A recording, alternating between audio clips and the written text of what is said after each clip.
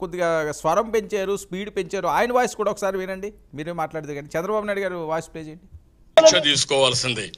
అట్లా కాకుండా ఎదురుదాడి చేస్తే అది ఆపరేషన్ స్టార్ట్ చేసి ఎవరైతే ఇష్టానుసారంగా ఆకుపై చేసుకుని కబ్జాలు చేశారో అలాంటి కబ్జాలను తొలగించడమే కాకుండా కొంతమంది బరి తెగించి రిజిస్ట్రేషన్ కూడా చేసిన వాళ్ళు ఉన్నారు. అలాంటివి కూడా అన్ని అనలైజ్ చేస్తాం. ఎక్కడైనా సరే తప్పు జరిగినట్టు సాక్ష్యాలు దొరికితే వాళ్ళని ఏ విధంగా ట్రీట్ చేయాలో చేస్తాం. దురదృష్టం ఏంటంటే ఈరోజు రాష్ట్రంలో నేరస్తులు రాజకీయ ముసుగులో మాట్లాడుతున్నారు.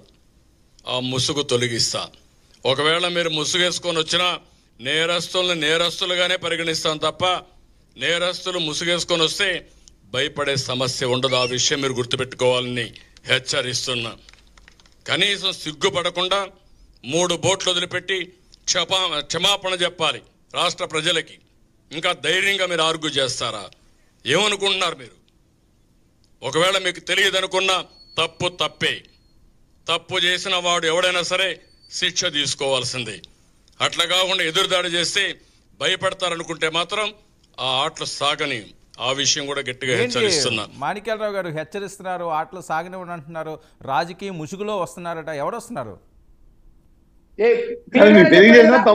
ఎవరైతే ఎవరండి మనిషి ఇట్లాంటి పిచ్చోళ్ళు తీసుకొచ్చి మీరు మాట్లాడుకోండి. ఎవరు అడిగారు మీరు? మాట్లాడేది మాటలు తీసారా? చెప్పానండి. అది ఏ విధంగా డిఫెండ్ చేసుకోవడం చెప్పానండి. చెప్పానండి. కాదు నారాయణమూర్తి గారు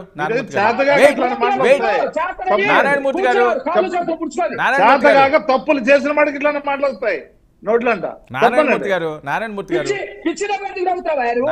ఒక్క నిమిషం వెయిట్ చేయండి. మీరు ఫస్ట్ మీరే మాట్లాడారు, ఇంకా మాట్లాడవలసిన వాళ్ళు ఉన్నారు కదా. అయిపోయిన తర్వాత మీరు అన్ని నోట్ చేసుకోండి. మిమ్మల్ని వాళ్ళు ఇంటరప్ట్ చేయనప్పుడు మీరు వాళ్ళని ఇంటరప్ట్ చేయకూడదు కదా. టైం వేస్ట్ చేయొద్దు ప్లీజ్. ఓకే వర్మ గారు, చంద్రబాబు నాయుడు గారు బయట మీరు ఏదైతే చూపించారో ఆ బయట ఆయన స్పష్టంగా చెప్పారు. బుడమేరుకి సంబంధించి ఎవరైతే ఆక్రమణలు చేశారో ఆ ఆక్రమణ వల్ల ఈ రోజు రాష్ట్రంలో పెద్ద విపత్తు జరిగింది. విజయవాడ మునిగిపోయింది. అపారమైనటువంటి నష్టం జరిగింది. ఇలాంటి ఆక్రమణలు చేసినటువంటి వాళ్ళు ఎవరైనా ఉంటే ఖచ్చితంగా ఆక్రమణ మొత్తాన్ని కూడా తొలగిస్తాం. అదే విధంగా కృష్ణా నదిలో బోటులు వదిలారు.